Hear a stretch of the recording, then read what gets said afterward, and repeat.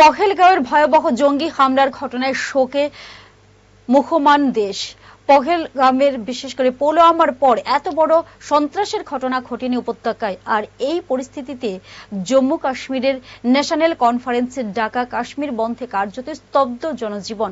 বন্ধে সাড়া দিয়েছে সাধারণ মানুষ, বন্ধ দোকানপাট, ফাঁকা রাস্তাঘাট। যে বর্বরোচিত ঘটনা ঘটেছে তাকে মেনে নিতে পারছেন না সাধারণ মানুষ। ঘুরে দাঁড়ানোর যে লড়াই শুরু হয়েছিল তা থমকে যাওয়ায় তারা হতভম্ব।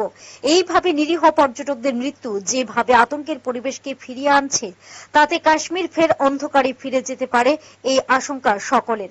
পর্যটন শিল্পই এখানকার মানুষের উপার্জনের প্রধান অবলম্বন। সাম্প্রতিক অতীতে খুব বড় কোনো জঙ্গি হামলা হয়নি উপত্যকায়, ফলত ধীরে ধীরে পর্যটকদের আনাগোনা বেড়েছে। কিন্তু মঙ্গলবার দুপুরের ঘটনায় সরাসরি আক্রান্ত হয়েছেন পর্যটকরাই। এর ফলে পর্যটন শিল্প যে বড়সড় ধাক্কা খেতে চলেছে তাতে নিশ্চিত তারা। একদিকে এতজন মানুষের মৃত্যু, অন্যদিকে জঙ্গিদের বর্বরতায় রুটি রুজি হারানোর আশঙ্কার জেরে বন্ধে সাড়া দিয়েছেন সাধারণ মানুষ। Bureau report, headlines Tripura national.